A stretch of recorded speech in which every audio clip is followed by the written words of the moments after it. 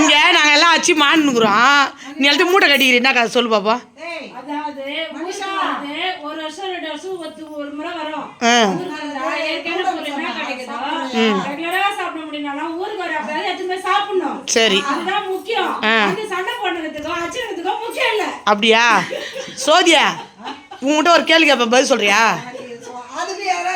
இல்ல இல்ல இல்ல இல்ல இல்ல இல்ல நான் கரெக்டாக கேட்க நீ கரெக்டாக சொல்லுண்ணா. என்னைக்கோ ஒரு நாள் உங்கள் அக்கா வருது சொந்தம் வந்து பார்க்க. இங்கே இயற்கையாக கிடைக்கிற பொருளாக மூட்டை கட்டி எத்தும் போது அங்கே செயற்கையாக சென்னையிலேருந்து உனக்கு என்ன எடுத்துன்னு வந்து உங்கள் அக்கா சொல்லு பார்ப்போம்.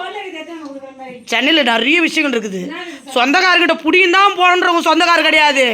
அவங்களுக்கு மெட்ராஸில் இருந்து ஒரு புடவை எடுத்துன்னு வரலாம், சுடி எடுத்துன்னு வரலாம், கவுன் எடுத்துன்னு வரலாம், கட் பீஸ் கொடுக்கலாம், ஒரு ப்ரா ஜட்டி என்ன வேணும் வாங்கி கொடுக்கலாம்.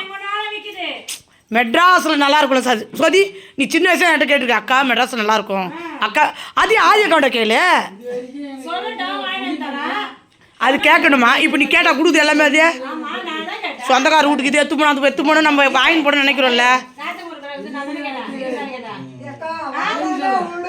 இல்லை அது எவ்வளோ நல்லா ஒரு ஃப்ராக்கு கேட்குது, சுடிதார் கேட்குது ஜோதி. கட் பீஸ் கேட்டுச்சு தெரியுமா? ஏய் நீ இதுக்காகவே என் கண்ணருக்கு இப்போ புடவை கேட்குறேன்.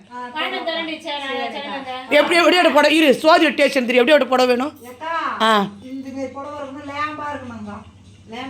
அதே கேளு சோதி.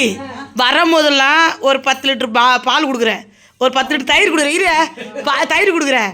இந்த நாத்தங்காய்ச்சா நார் பாடும் நாத்தங்காய்ச்சா ஊருக்கா தரேன், கீரை தரேன், அடை சுட்டு தரேன், மட்டன் இரியா குறுவர மட்டன் குழம்பு செஞ்சு தரேன், எல்லாம் தரேன். நீ ஆசையா அக்கௌண்ட வெயிட் லாஸ் ஒரு புடவை எடுத்து கொடுன்னு சொல்லு.